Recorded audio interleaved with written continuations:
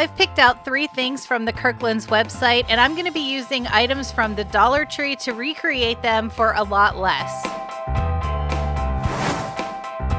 I was shocked how expensive table runners were on the Kirkland's website. The Dollar Tree always has such a great selection of fabric placemats, so I'm going to use 4 of those to create my own table runner. I'm also going to be using some coordinating ribbon that I already had on hand. The great thing about using placemats for this project is you can use as many as you need for the length that you want. So like I said, I'm using 4 placemats because that would be a good length for the table that I want to cover. But if you have a shorter table, you can use less placemats. If you have a longer table, you can use as many as you need. To get started, I have my placemat face down, and I'm trying to decide which way I want the prints to go. They're not going to line up perfectly, but that's okay. The ribbon's going to cover up that seam anyway. You can see here, I already cut 3 pieces of ribbon that were about 2 inches shorter than the short side of the placemats. I flipped 2 of the placemats over so the print side was down, and on the back side I lined the 2 edges up, and I'm just using some painter's tape to hold everything in place so that it doesn't slide around. Then I took some hot glue and I laid it on each of the placemats, and I took that piece of ribbon that I had cut down and I laid that over top of the seam. This is going to hold it together on the back side, but I'm also going to use some ribbon on the front side as well. Now, because I have 4 placemats, I'm going to repeat this 2 more times. So I'll show you again here real quick. I just lined the 2 edges up with each other. These are the short sides of the placemats, and I'm using that painter's tape just to hold them together. I added a small bead of hot glue to each of the placemats, and then I laid my ribbon down over top of it. Now be careful, because depending on what type of ribbon you're using, ribbon tends to be a little thin and the weave is kind of larger. So a lot of times when you're using hot glue like this, it can seep through the ribbon, and I just want you to be careful so that you don't burn yourself.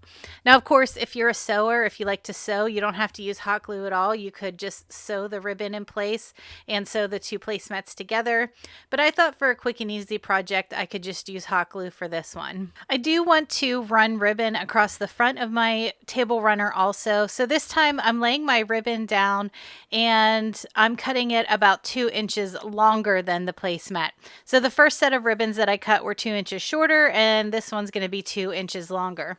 And again, because I'm using 4 placemats, I need 3 lengths of that same ribbon. So starting on the back side, you can see I added just a bit of hot glue along the bottom there. And this time I'm using my rubber spatula just to make sure I don't get any of that hot glue on my fingers. Once that hot glue was set, I flipped the whole thing over. And because this ribbon is wired, I was able to fold the ribbon over the edge of the placemats, and I gave that wire a good pinch so that it would stay creased over the front of the placemat. I don't want to add too much glue on the front side just because it does seep out a bit, but I did want to add a dot in the center just so that ribbon doesn't slide around. Then I flipped it back to the back side again, and I repeated the same thing. I just folded that ribbon down and I gave those wires a good pinch so that they would stay in place over the back side. I added more hot glue, and after that was nice and set, I just trimmed off the excess ribbon. Then I just needed to repeat that 2 more times to finish off my table runner. Now, I do want to give you a word of caution. I have bought the Dollar Tree placemats in the past to actually just use as placemats on my table, and they always look really pretty, but I've always had trouble with them shrinking when I wash them. And I've tried different ways, I've tried using like a lower temperature in my dryer, and they just always seem to shrink. So I would suggest, if you're going to make a table runner like this, keep it somewhere where maybe it's not going to get anything spilled on it. Or if you do get a spill on it, just try hand washing it. I don't think it would work well putting this through the washer. Number one, because we hot glued it, we didn't sew it. But also, if it shrinks and the ribbon doesn't shrink, it's going to get kind of wonky. So just keep that in mind for wherever you're choosing to use your table runner. If you do decide to wash it, just try to spot clean it by hand washing it rather than sticking it through your washing machine.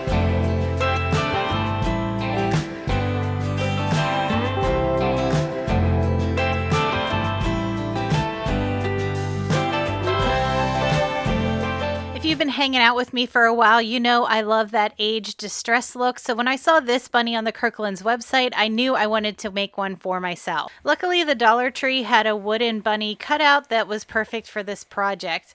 I'm also going to be using some ribbon. I'm showing you this one now, but it's not the one I used in the end. And then I'm going to use a few leaves and some flowers. Of course, in true Dollar Tree fashion, they think that everything they sell you're going to want to hang up on your wall, which is hardly ever the case, so there's always a hole in it that we have to fill in. You can use wood filler for this. I'm just using a little bit of hot glue. I lay my silicone mat underneath it. I add a generous amount of hot glue in that hole, and then once it's almost completely set up, I take a craft stick and just scrape off the excess. I want to make my bunny pretty similar to the way Kirkland's had theirs, so I'm starting with a base coat of white chalk paint all over the front of my bunny. Then I went in with a tan color chalk paint after the white had dried, and I just dry brushed it around the edge and across the surface.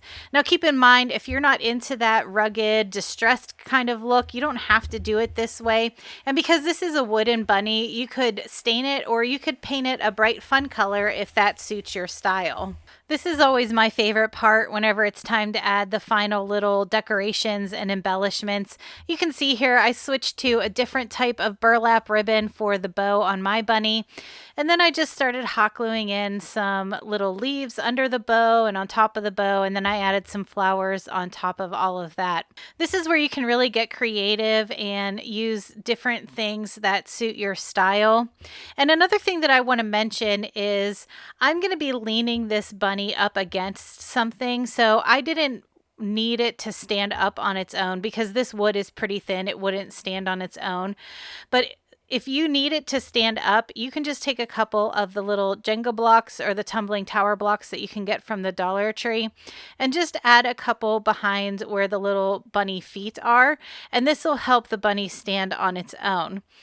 Now, I know I filled in the hole at the top of the bunny, but if you do want to hang this up, that hole's already provided for you, and it even comes with its own jute cord, so that would be really easy too. Another thing that I really wanted to add to this bunny, but I just didn't have it on hand, was a big white pom-pom where the tail is. I don't really care for that little cutout of my bunny tail. I think it looks kind of funny. It doesn't fit in with the rest of the bunny, I don't think. So I am going to look around to see if I can find a pom-pom big enough that I can just add it to where that little tail is.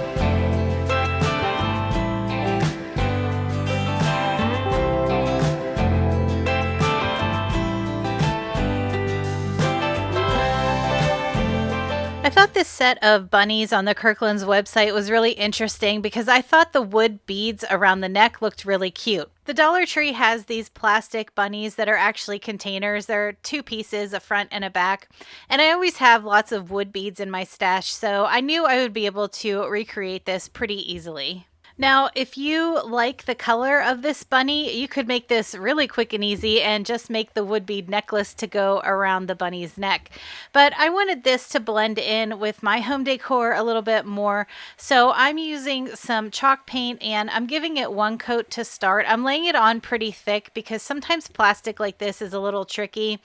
Sometimes the paint doesn't want to stick to it, but I find that if I do a really thick coat as my first coat, then it makes the second coat go on a lot easier. Now, if it were warmer here in Pennsylvania, I probably would have just taken this outside and spray painted it because I usually have better luck with that when I'm painting something plastic, but it's still been pretty cold here and it doesn't seem like spring is going to be coming anytime soon, so I'm kind of stuck inside just painting with my chalk paint. Once that first coat was dried completely, for my second coat, I didn't want to run the risk that you would see the brush strokes.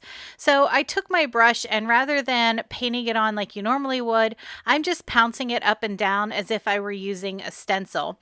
That helps blend away all of those brush strokes, and it also gives the paint a little bit of texture. While my second coat of paint was drying, I got to work making the necklace for my bunny. Anytime I'm stringing beads onto jute twine, I always like to add a little dot of hot glue on the end, and after it cools down for a few seconds, I just roll it between my fingers to create a point, and this makes it a lot easier to string through my wood beads. I already had some white wooden beads in my stash, so I just strung a bunch on this jute cord until I had a length long enough to go around my bunny's neck. Before tying knots on the ends of my beads, I did a dry fit around my bunny just to make sure it was the right length. And then I just tied a big bulky knot on each end so that the beads wouldn't slip off. From the knot on the end of my beads, I cut the twine off about an inch down, and then I just used my hands to unravel it a little bit to give it that fringy look on each end. Then I put my beads around my bunny and I went up about 4 beads on each side. I took another piece of jute twine and I tied it in a bow right where those 2 beads met to look like a necklace.